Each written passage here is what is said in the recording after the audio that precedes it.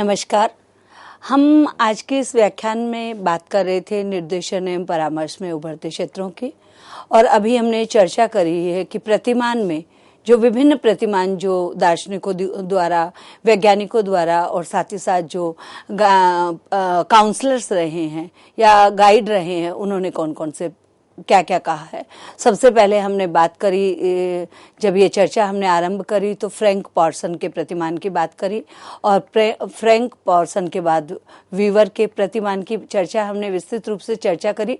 Weaver ने विशेष रूप से माध्यमिक शिक्षा पर बात करी थी, और वीवर की चर्चा के साथ साथ ही हमने विलियम एम प्रॉक्टर के बारे में, उनके प्रतिमान के बारे में जाना। और वो सबसे पहले इसमें बात करते हैं समायोजन की, कि समायोजन वास्तव में किस प्रकार से किया जाता है और किस तरह से विद्यार्थियों का समायोजन ये हो सकता है। तो विलियम एम प्रॉक्टर के प्रतिमान की बात के बाद में हमारी जो चर्चा मुख्य रूप से हुई वो हमारी हुई है विलियम वुड्स के प्रतिमान पर। ये अपने आप में बहुत प्रसिद्ध था, लेकिन इस प्रतिमान में जो मुख्य विशेषताएं थी वो बहुत ही ज़्यादा एक प्रतिमान और गाइडेंस एंड काउंसलिंग यानी निर्देशन और परामर्श के कॉन्सेप्ट को पूरी तरह क्लियर कर रहा था। तो इस विशेषताओं में इन्होंने कहा कि निर्देशात्मक हो, सलाहकार के रूप में, प्रशासनिक, चिकित्सा समूहों में क्रियाओं का विभाजन और विद्यार्थियों के सर्वांगीण लाभ पहुंचाने के लक्ष्य को लेकर के हम चलेंगे। और अब हम बात करेंगे इस प्रतिमान के मुख्य सोपान कौन कौन से हैं। सोपान से मेरा यहाँ तात्पर्य है कि चरण कौन कौन से हैं, कौन कौन से स्टेप लेके हम आगे बढ़ेंगे। तो इसमें सबसे पहले आता है विश्लेषण, यानी यदि कोई परामर्श प्रार्थी, कोई भी व्यक्ति, कोई भी परामर्श प्रार्थी जिसको परामर्श की आवश्यकता है, वो यदि हमारे पास किसी समस्या के लिए सहायता और समाधान के लिए आता है तो सबसे पहले उसमें विश्लेषण किया जाएगा। यानी विश्लेषण में सारी उसके बारे में जानकारी ली जाएगी और उस समस्या का विश्लेषण किया जाएगा। विश्लेषण के बाद में दूसरे चरण में उस समस्या का संश्लेषण होगा, और संश्लेषण करने के उपरांत देखा जाएगा कि प्रार्थी जिस समस्या को लेके आया है उसका निदान और उपचार किस प्रकार से किया जाए। और फिर अनुगामी कार्यक्रम कहते हैं फॉलोअप, यानी फिर उसको हम इम्प्लीमेंट करेंगे। ये जो उपचार बताए हैं, जो निदान बताए हैं, उनको इम्प्लीमेंट किया जाता है। ये प्रतिमान आर्थिक एवं कुशलता की दृष्टि से अत्यधिक महत्वपूर्ण रहा है। अब इसके बाद में जिन हम परामर्शदाता के प्रतिमान की बात कर रहे हैं वो है जोन्स तथा मेयर का प्रतिमान। जोन्स एवं मेयर के प्रतिमान की आधारभूत मान्यता है कि निर्देशन निर्णय लेने में सहायता करता है। मेयर के ही शब्दों में यदि मैं बात करूं तो उन्होंने कहा है कि निर्देशन की परिस्थिति तभी उत्पन्न होती है जब विद्यार्थी को चुनाव, विवेचन तथा समायोजन के लिए सहायता की आवश्यकता होती है। देखिए कितने सुंदर शब्दों में उन्होंने अपनी परिभाषा दी है। निर्देशन की परिस्थिति तभी उत्पन्न होती है जब विद्यार्थी को चुनाव, विवेचन तथा समायोजन के लिए सहायता की आवश्यकता होती है। इसका प्रत्यक्ष संबंध निर्णय लेने की प्रक्रिया से है कि जब हम, एक शब्द है दिग्भ्रमित हो जाना, जब हम दिग्भ्रमित हो जाते हैं, हम पशोपेश में पड़ जाते हैं कि क्या करें क्या नहीं करें, क्या ले क्या नहीं ले, है ना, किस चीज का चयन करें किसका नहीं करें, किस मार्ग पे चले किस पे नहीं चले। तो ऐसी स्थिति में समायोजन के लिए और चुनाव के लिए इसके सहायता की आवश्यकता होती है, और निर्णय लेने में ये जोन्स तथा मेयर का मानना ये भी था कि निर्णय लेने की समस्या उत्पन्न होती है जब व्यक्ति ये नहीं जानता कि उसे किन सूचनाओं की आवश्यकता है, फिर किन सूचनाओं की अपेक्षा रखनी चाहिए, और क्या उपलब्ध सूचनाओं का उपयोग करने में वह पूर्ण रूप से सक्षम है। देखिए इन्होंने 3 सेंटेंस में या 3 बिंदुओं में अपनी बात को कह दी। किस लिए सहायता की आवश्यकता होती है और निर्णय लेने की समस्या कब आती है। निर्णय हम तब नहीं ले पाते हैं जब तक हम ये नहीं जानते हैं कि हमें कौन सी सूचनाएं चाहिए, हमारे लिए कौन सी सूचनाएं आवश्यक है। फिर हमें ये भी नहीं पता होता कभी कभी कि कौन सी सूचनाओं की अपेक्षा है, यानी रखनी चाहिए हमें, और उन सूचनाओं का उपयोग हम क्या जो हमारे पास डाटा है या सूचनाएं हैं या हमारे पास में जो संदर्भ ग्रंथ है या हमारे पास में जो सुझाव है, उनका क्या हम पूर्ण रूप से उपयोग करने में समर्थ हैं? तब हमें सहायता और समस्या निर्देशन चाहिए। अब हमारा जो जोन्स और मेयर के प्रतिमान के बाद हम आगे बढ़ते हैं और हम अब बात करेंगे स्टेंग के प्रतिमान की। स्टेंग के निर्देशन प्रतिमान की केंद्रीय धारणा चयन प्रक्रिया पर आधारित है। मतलब इसमें इन्होंने पहले स्पष्ट कर दिया है कि केंद्र बिंदु में चयन प्रक्रिया है। क्यों निर्देशन चाहिए? चयन के लिए निर्देशन चाहिए। चयन कोई भी हो सकता है, भोजन का हो सकता है, वस्त्र का हो सकता है, अध्यापन का हो सकता है, अध्ययन का हो सकता है, व्यवसाय का हो सकता है, उद्योग का हो सकता है, भाषा का हो सकता है, संसाधनों का हो सकता है ना, संबंधों का हो सकता है, कोई भी चयन हो सकता है। चयन अर्थात अनेक व्यवस्थाओं और स्रोतों में से विकल्पों का चयन। मार्केट में जाइए, आपको 50 तरह के मॉडल की गाड़ियां मिलेगी। अब आपको कौन सी चाहिए? मार्केट में जाइए, आपने कहा कि आपको शिक्षा दर्शन पे पुस्तक चाहिए या गाइडेंस एंड काउंसलिंग पे पुस्तक चाहिए। विभिन्न ऑथरों की पुस्तकें आपको मार्केट में मिल जाएगी। अब उन ऑथरों में से आपको कौन सी चुननी है जिससे आपके जो आपने निर्धारित किए हैं, आपके जो उद्देश्य है वो फुलफिल हो जाए। तो इसलिए चयन अर्थात अनेक व्यवस्थाओं और स्रोतों में से विकल्पों का चयन करना। आपके पास में बहुत सारे ड्रेसेज हैं, लेकिन आप किस अवसर पर कहाँ जा रहे हैं तो उसमें से आपको ड्रेस का चयन करना है। तो इस प्रकार से बहुत सारी पुस्तकें हैं, नॉवल है आपके पास। अब आपको कौन सा नॉवल पढ़ना चाहिए, कौन सा नहीं पढ़ना चाहिए। तो इस आधार पर स्टेंग ने यह प्रतिपादन किया कि निर्देशन प्रत्यक्ष रूप से व्यक्ति को जानने, शैक्षिक अवसरों को जानने तथा विद्यार्थी को उपयुक्त संकल्प के चयन में सहायता प्रदान करने से संबंधित है। स्पष्ट शब्दों में इनका चयन से स्टेंग का प्रतिपादन स्पष्ट शब्दों में चयन पर आधारित है। अब किस प्रकार से हम इसको और भली भांति समझ सकते हैं? विद्यार्थियों को समय समय पर विशेष व्यावसायिक सहायता की आवश्यकता होती है जिससे वे स्वयं को भली प्रकार से समझने में समर्थ हो सके। नंबर 1। नंबर 2, ये विशेष सहायता शैक्षिक प्रकृति की होती है। यानी शैक्षिक प्रकृति, किस प्रकार से शिक्षा और विद्यार्थियों में सीखने की अंतर्निहित प्रतिभा होती है और वे स्वयं के लिए योजना बनाने में समर्थ होते हैं। उपरोक्त वर्णन से ये स्पष्ट हो गया, या अभी भी मैंने आपको जो बात कही है, अभी भी मैंने जो चर्चा करी है, इससे ये स्पष्ट हो गया है कि स्टेंग के प्रतिमान की धारणा अधिक व्यापक है तथा इस प्रतिमान में परामर्शदाता को अधिक स्वतंत्रता प्राप्त होती है। किंतु आलोचकों का यह भी मानना है कि यह प्रतिमान किसी स्थायी दर्शन पर आधारित नहीं है और परामर्शदाता की विभिन्न विधियों में प्रशिक्षित निपुण व्यक्ति नहीं होता है, अतः इसकी व्यवहारिकता स्निग्ध है। तो ये हमने बात करी स्टेंग के प्रतिमान की। स्टेंग के प्रतिमान में जो सबसे अच्छी चीज हमें लगी है और हम जिस पे सोच सकते हैं वो ये है चयन की प्रक्रिया। और अब हम बात करेंगे हायट के प्रतिमान की। हायट ने अपने इस प्रतिमान का प्रतिपादन 1962 में किया था। इस प्रतिमान की आधारभूत मान्यताएं निम्नलिखित हैं। इस प्रतिमान में निर्देशन कार्यक्रम को विद्यालयी सेवा या सहयोग के रूप में स्वीकार किया गया है।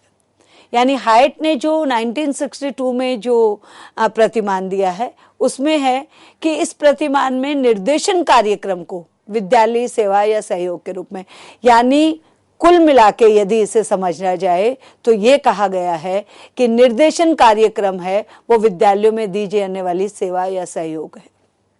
दूसरा, परामर्शदाता वह केंद्रीय तत्व है जिस पर निर्देशन कार्यक्रम के संचालन का समग्र दायित्व रहता है।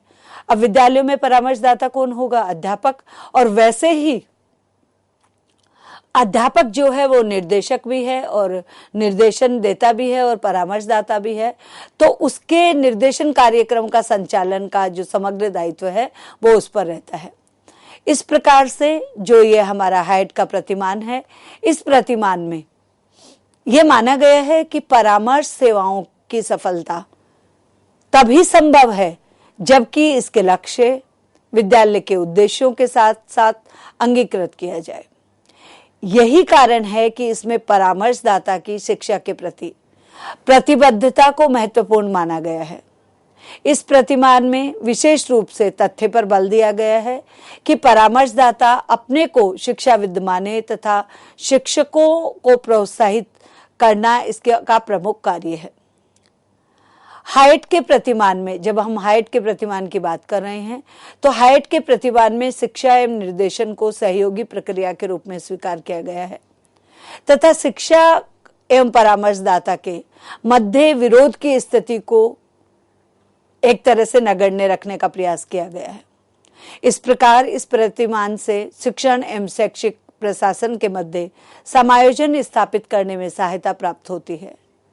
विद्यार्थियों के मानसिक स्वास्थ्य का उत्तरदायित्व कुछ व्यक्तियों तक सीमित नहीं रह के संपूर्ण व्यवस्था पर आ जाता है। तो ये था हाइट का प्रतिमान।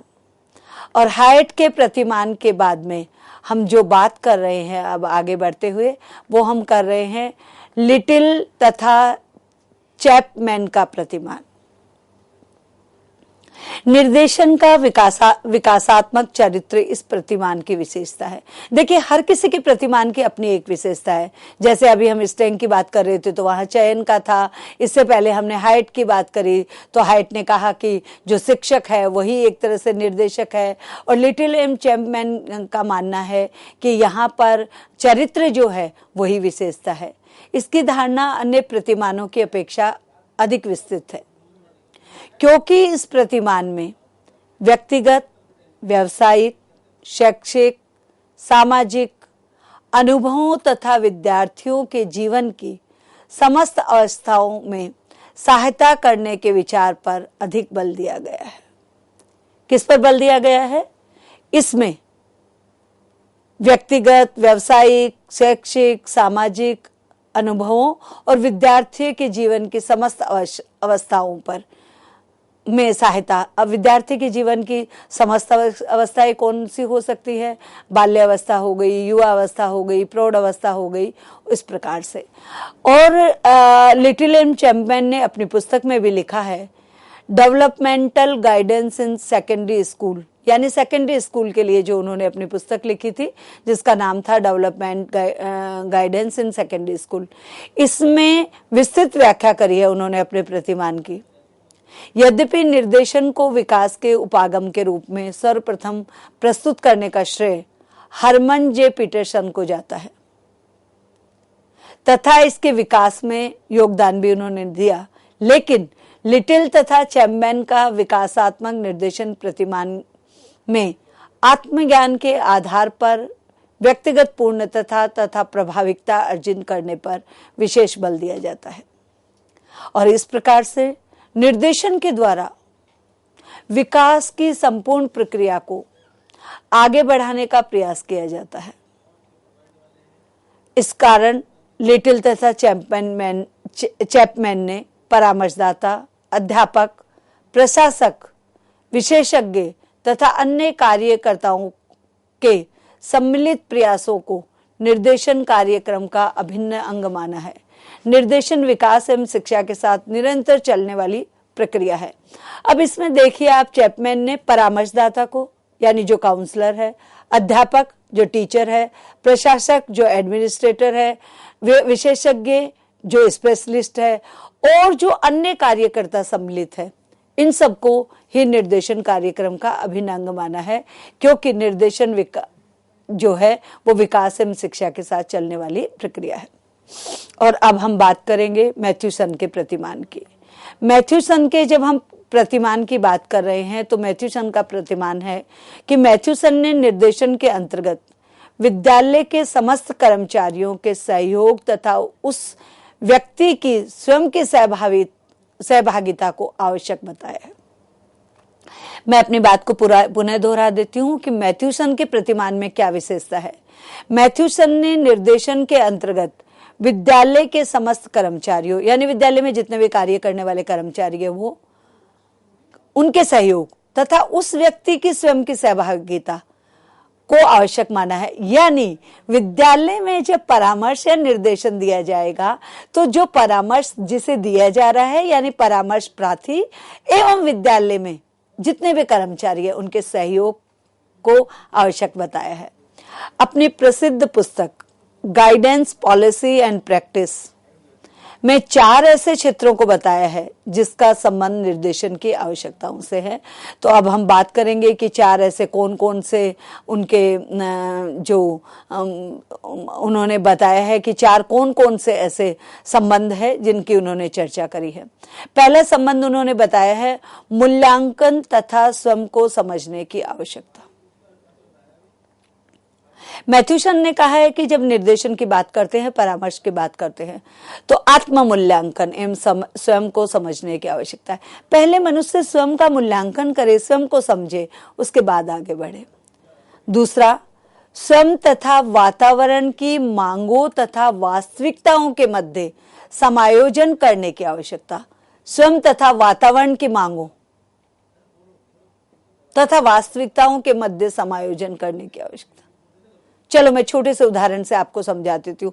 स्वयं तथा वातावरण की मांगों, यानी व्यक्ति खुद जिस वातावरण में वो पढ़ रहा है, जिस वातावरण में वो कार्य कर रहा है, जिस वातावरण में वो अध्ययन अध्यापन कर रहा है, और वास्तविकताओं के मध्य समायोजन। यानी कभी कभी क्या होता है कि हमारी अपनी आदतें होती है, हमारी अपनी प्रवृत्तियां होती हैं, और हम जब कहीं जाते हैं तो वहां के वातावरण की मांग कुछ और होती है, और उस वातावरण की मांग के अलावा वास्तविकता कुछ और होती है। स्वयं मान लीजिए कि मुझे अपने ही बिस्तर पर सोना अच्छा लगता है, ठीक है।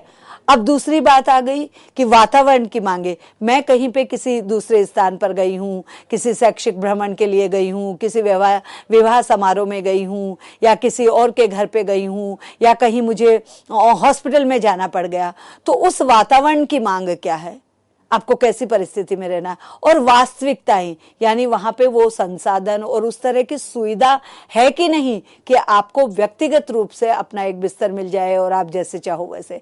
तो ये सारी चीजें हैं, ये समझने की आवश्यकता है। फिर आता है वर्तमान तथा भविष्य की स्थितियों के प्रति सचेत रहने की आवश्यकता। आज जो है वो कल नहीं था और कल नहीं होगा। वर्तमान आज जो है और भविष्य में क्या होने वाला है, इसकी आवश्यकताओं के प्रति सचेत। देखो, इसको हम है ना NEP 2020 से बहुत अच्छी तरह समझ सकते हैं। जब अगर हम इंडियन एजुकेशन की जर्नी की बात करेंगे तो आफ्टर इंडिपेंडेंस, तो स्वतंत्रता के बाद में हमारी जो भारतीय शिक्षा नीतियां हैं, इनमें निरंतर परिवर्तन आता रहा है। सबसे पहले आप समझ लीजिए राधाकृष्णन कमीशन आया, उसके बाद में आपका मुदालियर आयोग, कोठारी कमीशन, नई शिक्षा नीति, उसके बाद में RTE, और उसके बाद में अब आप NEP 2020। तो वर्तमान और भविष्य के प्रति सचेत रहने की आवश्यकता है। व्यक्तिगत क्षमताओं को विकसित करने की आवश्यकता, और प्रत्येक व्यक्ति में कुछ न कुछ जन्मजात प्रवृत्तियां होती है, कुछ जन्मजात क्षमताएं होती है, योग्यताएं होती है, उनको पहचान कर उनको विकसित करने की बहुत ज्यादा आवश्यकता है। मैथ्यूसन ने अपने प्रतिमान में निर्देशन के स्वरूप को भी विकासात्मक माना है, और उन्होंने कहा है कि निर्देशन से व्यक्ति को अधिक सूचनाएं प्राप्त होती है। वह स्वयं की योग्यताओं को निर्धारण के अनुसार गत्यात्मक बनाने का प्रयास भी कर सकता है, और निर्देशन की सहायता से व्यक्ति लंबे समय तक अपने विकास की योजना बना सकता है। तो ये मैथ्यूसन के जो प्रतिमान है उसमें उन्होंने विकासात्मक उसको माना है। और मैथ्यूसन के प्रतिमान के बाद में हम निर्देशन एवं परामर्श में जो उभरते क्षेत्र है उसमें सोलेन के प्रतिमान की बात करेंगे। और सोलेन महोदय ने, एडवर्ड ए साले ने 1962 में इस प्रतिमान का प्रतिपादन किया। इस प्रतिपादन में निर्देशन को सामाजिक पुनर्निर्माण के रूप में स्वीकृत किया गया। निर्देशन कैसा? सामाजिक पुनर्निर्माण। सोलेन ने 5वें दशक के अंत में पाया कि निर्देशन के क्षेत्र में विशेषज्ञों का बहुत प्रभाव है। इसके अतिरिक्त निर्देशन को जटिल बनाने के प्रयासों की होड़ लगी हुई है, जिससे निर्देशन को विभिन्न जटिलताओं से मुक्त करके सरल एवं समाज के अनुसार बनाने पर विशेष बल दिया गया।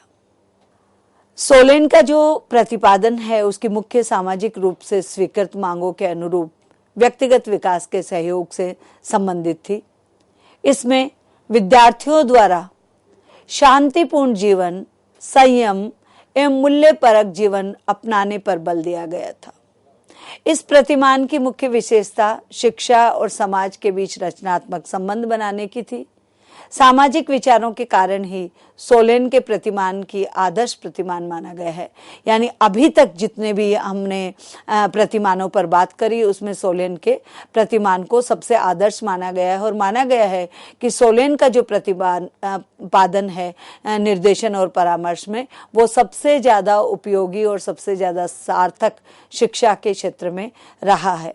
तो इस प्रकार से आज का जो हमारा ये व्याख्यान है, इस व्याख्यान में हमने सबसे जो उभरते क्षेत्र है निर्देशन एवं परामर्श में उन पर विस्तृत चर्चा करी और इस चर्चा में हमारी जो एक जिस भी हमने प्रतिमान यानी जिस भी गाइड या परामर्शदाता या वैज्ञानिक या शिक्षाविद की बात करी उनके लिए जो लिखा गया है वो सर्जर एम स्टोन ने अपनी पुस्तक फंडामेंटल ऑफ गाइडेंस में लिखा है और उन्होंने फ्रैंक पार्सन के प्रतिमान की बात करी, जिसकी मुख्य विशेषता क्या थी कि वहाँ पे व्यवसाय की आवश्यकता के अनुसार परामर्श दिया जाना चाहिए। फिर उन्होंने हम वीवर की बात करते हैं तो वीवर ने जो बात करी वो वीवर का था कि व्यावसायिक शिक्षा उनका जो था वो मुख्य क्षेत्र था और व्यावसायिक शिक्षा के क्षेत्र में उन्होंने चर्चा करी कि व्यावसायिक शिक्षा में पाठ्यक्रम का अध्यापन किस तरह से किया जाए और किस तरह से वहाँ पे आत्मनिर्देशन के रूप में दिया जाए। वीवर के बाद में हमारी जो चर्चा का बिंदु रहा था वो विलियम एम प्रॉक्टर रहा था और विलियम एम प्रॉक्टर के अनुसार समायोजन के लिए परामर्श की आवश्यकता है। किसी भी परिस्थिति से समायोजन के लिए, परिस्थितियों से समायोजन के लिए, स्थान से समायोजन के लिए, यानी व्यक्ति हर परिस्थिति में हर क्षेत्र में समायोजन कर सके, इस पर उन्होंने विशेष ध्यान दिया है। और उसके बाद में विलियम वुड्स का जो प्रतिमान है वहाँ उन्होंने नैदानिक प्रक्रिया के रूप में कि किस प्रकार से समस्या का निदान किया जा सकता है, इस पर उन्होंने नैदानिक पर बात करी और नैदानिक में उन्होंने संगठनात्मक विकास की बात करी, साथ ही उन्होंने निर्देशात्मक, सलाहकार और प्रशासनिक क्षेत्रों को भी अपने इसमें शामिल किया।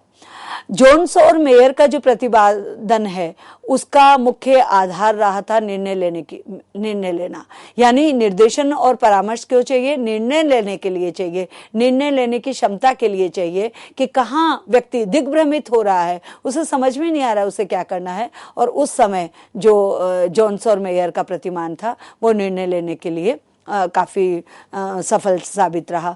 स्टेंग के प्रतिमान में सबसे बड़ी जो धारणा थी वो थी चयन की प्रक्रिया, यानी क्या चयन किया जाए, किसे अपनाया जाए, किसे छोड़ा जाए, क्या उपयोगी है, क्या अनुपयोगी है। इस पर उन्होंने विद्यार्थियों के लिए बहुत ही सुंदर ढंग से अपने प्रतिपादन में उनकी चयन की प्रक्रिया किस प्रकार से होती है इस पर बात करी। और हाइट का जो प्रतिपादन है, हाइट के प्रतिपादन को मुख्य रूप से शिक्षकों को केंद्र में रखा गया और वहाँ कहा गया कि शिक्षक जो है उसके ऊपर है, क्योंकि विद्यालय में शिक्षक के द्वारा जो निर्देशन और परामर्श है वो सहायता और सहयोग है। और फिर लिटिल एंड चैपमैन, इन्होंने चरित्र की बात करी कि विकासात्मक चरित्र यानी निर्देशन और जो परामर्श है इससे व्यक्ति का, विद्यार्थी का व्यक्तिगत, व्यावसायिक, शैक्षिक, सामाजिक आदि जो चरित्र है या आदि उसके जो जीवन की आवश्यकताएं हैं इन पर उन्होंने बल दिया। और इसके बाद में मैथ्यूसन की हमने बात करी। मैथ्यूसन ने विद्यालय के समस्त कर्मचारियों का सहयोग भी निर्देशन के लिए आवश्यक बताया, यानी जिस व्यक्ति या विद्यार्थी को यदि निर्देशन और परामर्श की आवश्यकता है तो उसके स्वयं के साथ साथ जो विद्यालय के कर्मचारी है वो भी इसमें अपनी भूमिका निभाएंगे। और फिर हमने सोलेन के प्रतिमान की बात करी और सोलेन का जो प्रतिमान है वो सामाजिक पुनर्निर्माण की बात करता है कि किस प्रकार से सामाजिक पुनर्निर्माण किया जा सकता है निर्देशन के अनुसार। और उन्होंने कहा, अपनी बहुत ही सुंदर शब्दों में उन्होंने बताया कि उस दशक में उनका ये प्रतिमान क्यों ज़्यादा एक तरह से प्रभावी रहा, क्योंकि जो 1950 वाला दशक था वहाँ पर निर्देशन को जटिल बनाने की होड़ लगी हुई थी और लोग अपने अपने तरीके से निर्देशन के लिए कह रहे थे कि इसके लिए विशेषज्ञ चाहिए और ये चाहिए। तो उन्होंने जटिलताओं से मुक्त करके समाज के लिए अनुकूल बनाने के लिए, इसको सरल बनाने पर अपने विचार दिए और इस तरह से सामाजिक विचार के कारण ही सोलेन के प्रतिमान को आदर्श प्रतिमान माना गया है। तो आज की इस विस्तृत चर्चा में हमने निर्देशन एवं परामर्श के उभरते क्षेत्रों पर बात करी और इसमें हमने विभिन्न जो हमारे शिक्षाविद हैं, मनोवैज्ञानिक है, परामर्शदाता है, निर्देशक है, इनके जो प्रतिमान है उन पर हमने विस्तृत चर्चा करी। और मैं अपेक्षा करती हूँ कि निश्चित रूप से इस प्रकार से आपको किस प्रतिमान को कैसे समस्या के लिए इसका अध्यापन करना चाहिए, ये आपके जो आपको इसका ज्ञान प्राप्त हुआ होगा और आप इसका उपयोग अपने जीवन में भी कर पाएंगे। धन्यवाद, नमस्कार।